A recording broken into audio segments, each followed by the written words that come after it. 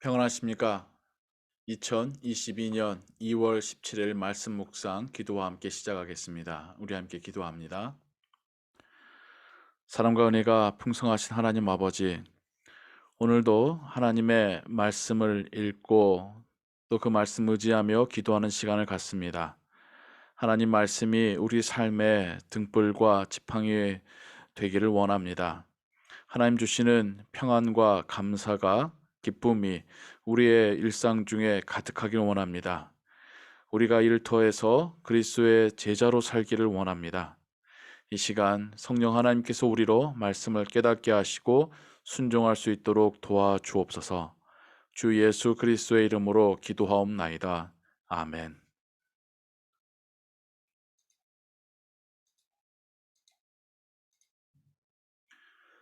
오늘 읽으실 성경은 느헤미야 4장에서 6장까지입니다. 이 시간에는 느헤미야 5장 1절에서 13절의 말씀을 같이 읽겠습니다. 이때에는 느헤미야와 백성들이 성벽 재건에 참여한 이후의 상황입니다. 예루살렘과 그 근방에 살고 있었던 모든 이스라엘 백성들이 성벽 재건에 참여한 것은 아니었습니다. 어찌 보면 소수의 사람들만 성벽 재건에 참여했었습니다. 그런데 그들이 성벽 재건에 참여하면서 자신들의 일상의 삶을 돌보기가 벅찼던 것이죠. 그래서 세금도 내야 되고 생활도 해야 되고 어쩔 수 없이 동족인 다른 이스라엘 사람들에게 돈을 빌렸는데 또 그 이자로 인해서 밭을 팔고 집을 팔고 심지어 자녀들까지 그들의 하인으로 보내야 되는 상황에까지 이르게 되었습니다. 이때에 그들의 부르짖음이 그리고 하나님께서 어떻게 반응하시는지 하나님께서 원하시는 것은 무엇인지를 성경은 우리에게 말해주고 있습니다. 같이 읽겠습니다. 그때의 백성들이 그들의 아내와 함께 크게 부르짖어 그들의 형제인 유다 사람들을 원망하는데 어떤 사람은 말하기를 우리와 우리 자녀가 많으니 양식을 얻어먹고 살아야 하겠다 하고 어떤 사람은 말하기를 우리가 밭과 포도원과 집이라도 저당 잡히고 이 흉년에 곡식을 얻자 하고 어떤 사람은 말하기를 우리는 밭과 포도원으로 돈을 빚내서 왕에게 세금을 바쳤도다. 우리 육체도 우리 형제의 육체와 같고 우리 자녀도 그들의 자녀와 같거늘 이제 우리 자녀를 종으로 파는도다. 우리 딸 중에 벌써 종된 자가 있고 우리의 밭과 포도원이 이미 남의 것이 되었으나 우리에게는 아무런 힘이 없도다 하더라. 내가 백성의 부르짖음과 이런 말을 듣고 크게 노하였으나 깊이 생각하고 귀족들과 민장들을 꾸짖어 그들에게 이르기를 너희가 각기 형제에게 높은 이자를 취하는도다 하고 대회를 열고 그들을 쳐서 그들에게 이르기를 우리는 이방인의 손에 팔린 우리 형제 유다 사람들을 우리의 힘을 다하여 도로 찾았거늘 너희는 너희 형제를 팔고자 하느냐 더구나 우리의 손에 팔리게 하겠느냐 하매 그들이 잠잠하여 말이 없기로 내가 또 이르기를 너희의 소행이 좋지 못하도다. 우리의 대적 이방 사람의 비방을 생각하고 우리 하나님을 경외하는 가운데 행할 것이 아니냐. 나와 내 형제와 종자들도 역시 돈과 양식을 백성에게 구워 주었거니와 우리가 그 이자 받기를 그치자.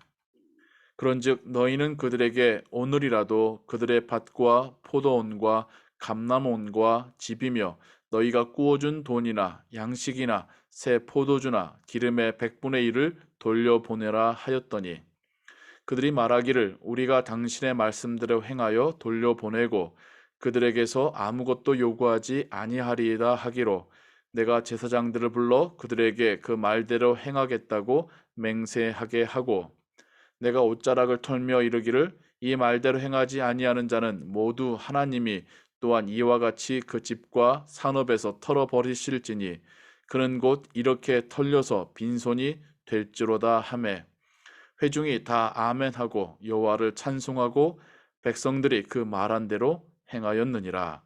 이것은 하나님의 말씀입니다. 아멘.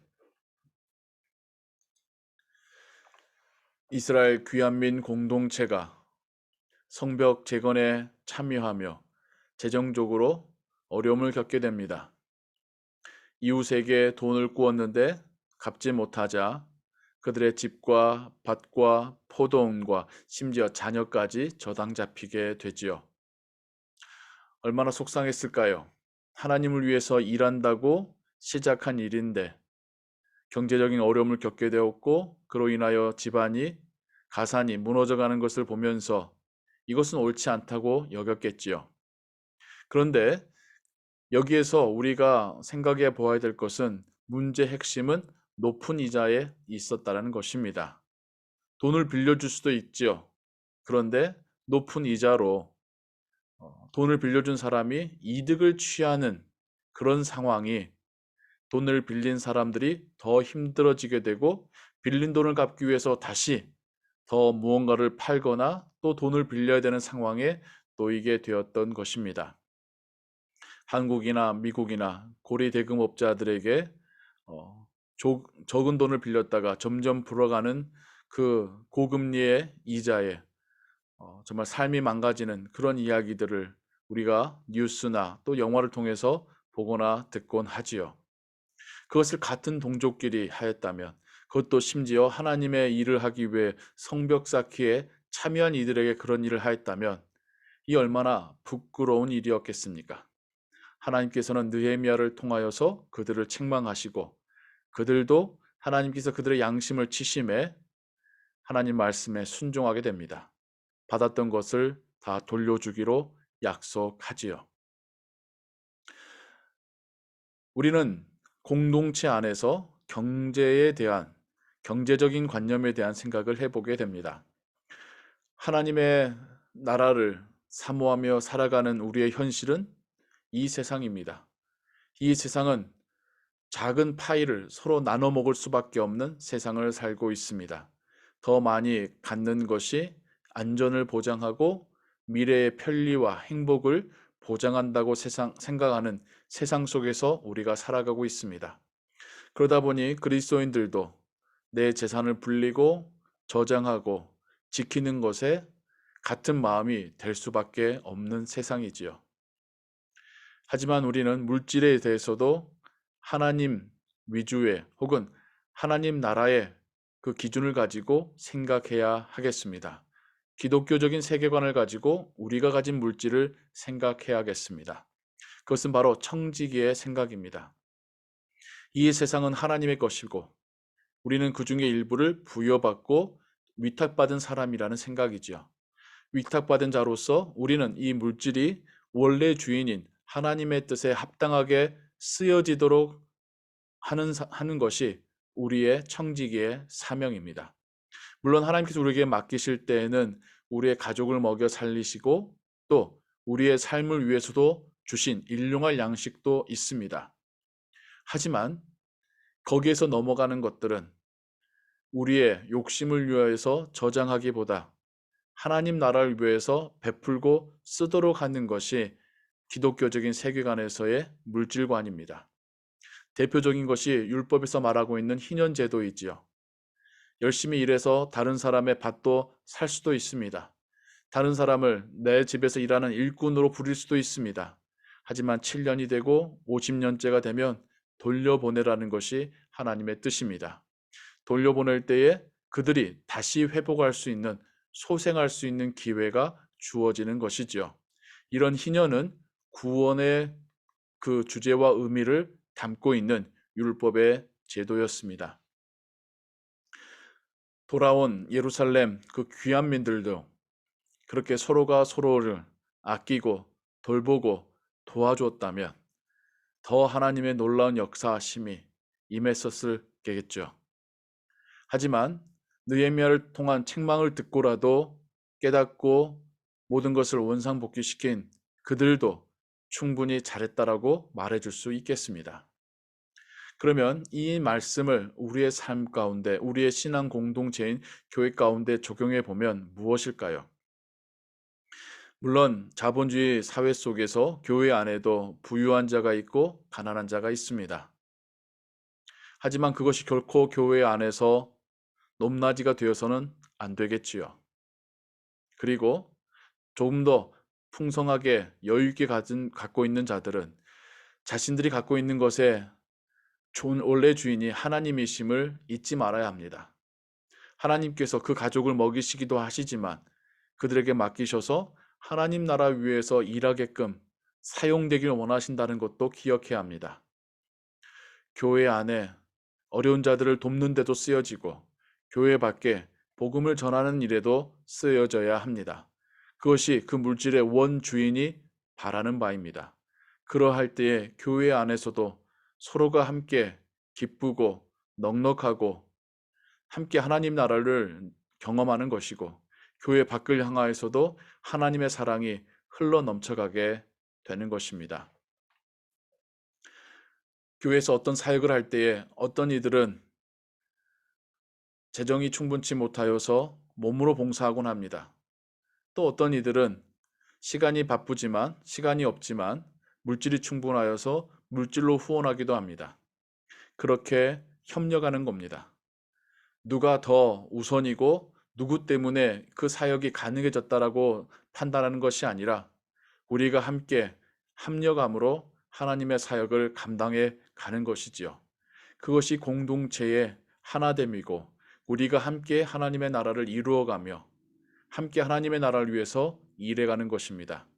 교회의 선교나 구제나 여러 가지 사역들이 있을 수 있습니다. 그때에 몸으로 봉사하는 자, 기도로 후원하는 자, 물질로 후원하는 자 모두가 함께 그 사역에 참여하고 있는 것이고 함께 하나님 나라 건설에 쓰임받고 있는 것입니다. 우리가 이렇듯 물질에 대한 청지기적인 생각을 가지고 살아갈 때에 하나님께서 우리에게 일용할 양식으로 먹이실 줄로 믿습니다. 오늘 하루도 하나님께서 우리로 하여금 일하게 하신 그곳에서 성실하고 정직하게 일해서 하나님께서 주신 재물들을 귀하게 하나님의 원하신 원래 목적에 맞게 사용할 수 있는 우리가 되기를 소원합니다. 기도하겠습니다.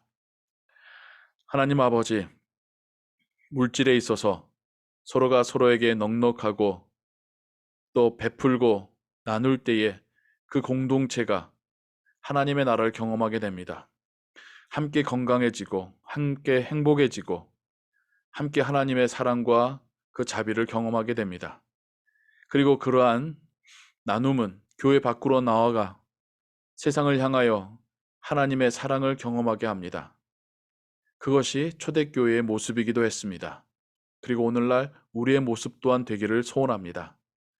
우리 각 성도님들이 하나님께서 보내신 그 일터에서 충성되게 정직하게 성실하게 일하고 하나님께서 주신 재물들을 또한 하나님의 뜻에 맞게 건강하게 귀하게 잘 사용하는 그런 청지기의 신앙 가질 수 있도록 하나님 도와주옵소서.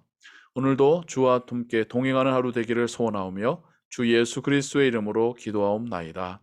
아멘. 주기도문 합니다.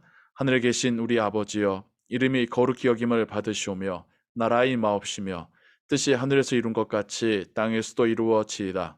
오늘날 우리에게 일용할 양식을 주옵시고 우리가 우리에게 죄 지은 자를 사하여 준 것 같이 우리 죄를 사하여 주옵시고 우리를 시험에 들게 하지 마옵시고 다만 악에서 구하옵소서.